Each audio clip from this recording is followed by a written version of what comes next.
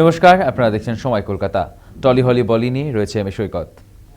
শুক্রবার Indian street premier লিগের তৃতীয় মরশুমের উদ্বোধনী অনুষ্ঠানে যোগ দিতে গুজরাটের সুরাটে যান অমিতাভ বচ্চন। স্টেডিয়ামে যাওয়ার আগে বিমানবন্দর থেকে সোজা গিয়েছিলেন তার বন্ধু তথা ব্যবসায়ী সুনীল শাহের সঙ্গে দেখা করতে। বন্ধুর সঙ্গে দেখা করে বেরোনোর সময় ভয়ানক অভিজ্ঞতার মুখোমুখি হন অমিতাভ বচ্চন। বিগ বিকে দেখতে হুড়োহুড়ি পড়ে যায়। পরিস্থিতি এমন পর্যায়ে পৌঁছয় যে উন্মত্ত অনুরাগীদের ভিড়ে অমিতাভের প্রাণ প্রায় ওষ্ঠাগত হওয়ার অবস্থা। শুরু হয় ধাক্কাধাক্কি, যার ফলে আবাসনের প্রবেশপথের কাজ ভেঙে চুরমার হয়ে যায়। ভিড়ের ঠেলায় কিছুক্ষণের জন্য থমকে যেতে বাধ্য হন বচ্চন। এমনকি নিরাপত্তারক্ষীদেরও বিগ বিকে গাড়ি পর্যন্ত নিয়ে যেতে বেশ বেগ পেতে হচ্ছিল। হুড়োহুড়ি ধাক্কাধাক্কির জেরে একাধিক ব্যক্তি আহত হয়েছেন বলে খবর। পরে পরিস্থিতি সামাল দিতে ঘটনাস্থলে পৌঁছয় পুলিশের একটি টিম। আর সেসব ভিডিও দেখেই প্রতিবাদে সরব হয়েছেন বিগ বির ভক্তরা।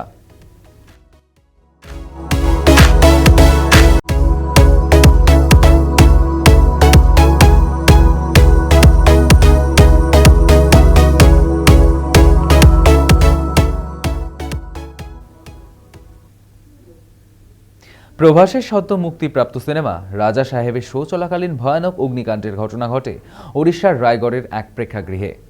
অল্পের জন্য প্রাণে বেঁচে গিয়েছেন দর্শক আসনের প্রথম সারিতে বসা মানুষেরা। ঘটনাটি ঘটেছে ওড়িশার অশোক টকিজে। কিন্তু কিভাবে আগুন লাগলো? জানা যাচ্ছে, পর্দায় যখন রাজা সাহেবের এন্ট্রি সিকোয়েন্স দেখানো হচ্ছিল সেই সময় একদল ভক্ত স্ক্রিনের সামনে এসে আচমকাই আরতি করা শুরু করেন। আবার কেউ কেউ বাজি পোড়ানো শুরু করেন, আর তাতেই এই বিধ্বংসী অগ্নিকাণ্ড ঘটে। আগুন ধরে যায় পর্দায়, তবে সঙ্গে সঙ্গে আগুন নিয়ন্ত্রণে আনা হয়, যদিও কোনো হতাহতের খবর পাওয়া যায়নি এখনো পর্যন্ত।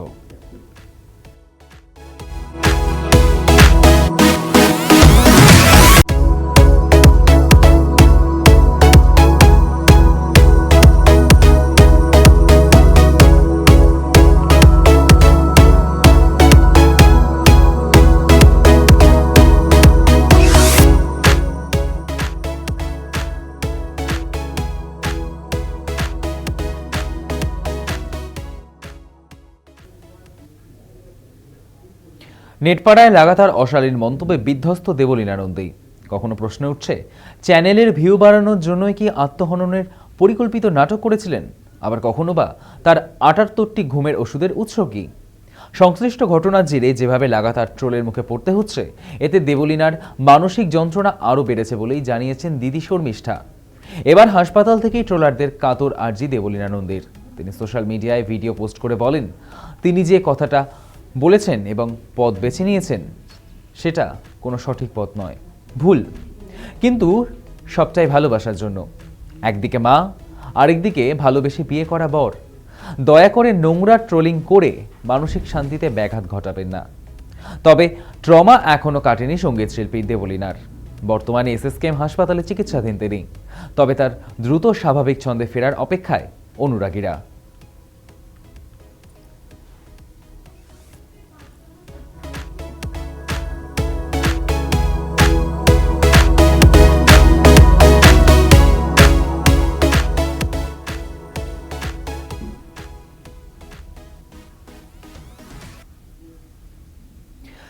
জানুয়ারি থলপতি বিজয়ের শেষ সিনেমা জননায়গনের রিলিজ করবে।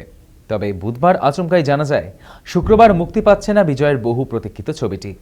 শুক্রবারই দক্ষিণী তারকার দায়ের করা মামলায় ভিত্তিতে সেন্সর বোর্ড UA ছাড়পত্র দেওয়ার নির্দেশ দিয়েছিল মাদ্রাজ হাইকোর্ট। যে খবর প্রকাশ্যে আসতেই বিজয় অনুরাগী শিবিরে বিজয় উচ্ছ্বাস শুরু হয়েছিল। তবে হাইকোর্টের একক বিচারকের রায় ঘোষণার পরই একটি ডিভিশন বেঞ্চ সেই রায় উপস্থিত স্থগিতাদেশ জারি করে। সূত্রের খবর, প্রযোজনা সংস্থা দায়ের করা মামলার পর্যবেক্ষণ করে ওই ডিভিশন বেঞ্চ জানায়, ছাড়পত্র দেওয়ার জন্য সেন্সর বোর্ডকে যথাযথ সময় দেওয়া হয়নি। বুধবার আদালত নির্দেশ দিয়েছিল এই ছবি খতিয়ে দেখার জন্য নতুন কমিটি গঠন করতে হবে। ফলত সেই সময়ের জানা যায় অনির্দিষ্টকালের জন্য পিছিয়ে গিয়েছে থলপতির জননায়গনের মুক্তি।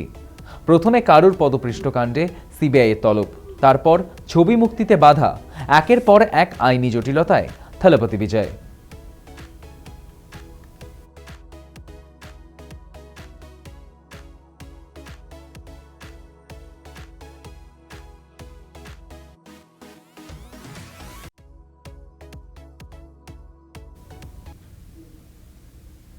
মিঠাই প্রধানের সাফল্যের পর ওয়েব সিরিজে দেখা যাচ্ছে অভিনেত্রী সৌমিত্রিষা কুণ্ডুকে।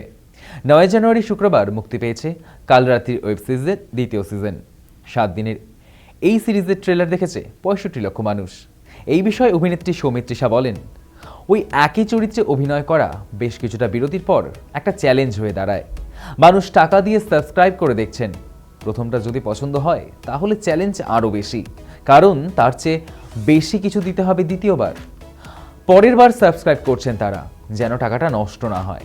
দর্শকদের একাংশের মতে সেই তো পারিবারিক কেচ্ছা, খুন ইত্যাদি রয়েছে, যা সিরিয়ালে প্রায় দেখা যায়। এক্ষেত্রে ভিন্ন। সৌমিত্রিষা বলছেন, বিনোদনের জন্য তৈরি করা হচ্ছে, সেটা হলো প্রাথমিক স্তর। সিনেমা, সিরিজ, সিরিয়াল যা কিছু বানানো হচ্ছে অনেকটা টাকা জড়িয়ে থাকে সব কিছুতেই, এবং প্রযোজক সেই গল্পই বানাবেন যার রেভিনিউ ফেরত পাবেন।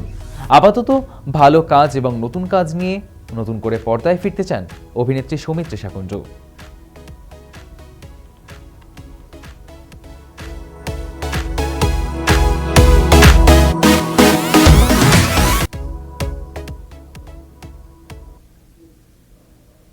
আটই জানুয়ারি বৃহস্পতিবার ছিল টলিউডের স্বনামধন্য অভিনেত্রী নুসরাত জাহানের জন্মদিন।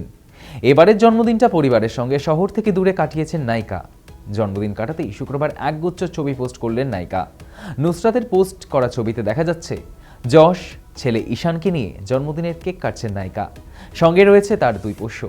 জন্মদিনে সাদা ও কালো পোশাকে সেজেছিলেন নুসরাত, সঙ্গে পারফেক্ট মেকআপ এবং হেয়ারস্টাইল। সকল অনুরাগীদের ধন্যবাদ জানিয়েছেন তিনি। কবজি ডুবিয়ে ভুরিভোজ আর প্রিয়জনদের সঙ্গে সময় কাটিয়েই জন্মদিনে উদযাপনে মাতলেন নুসরাত।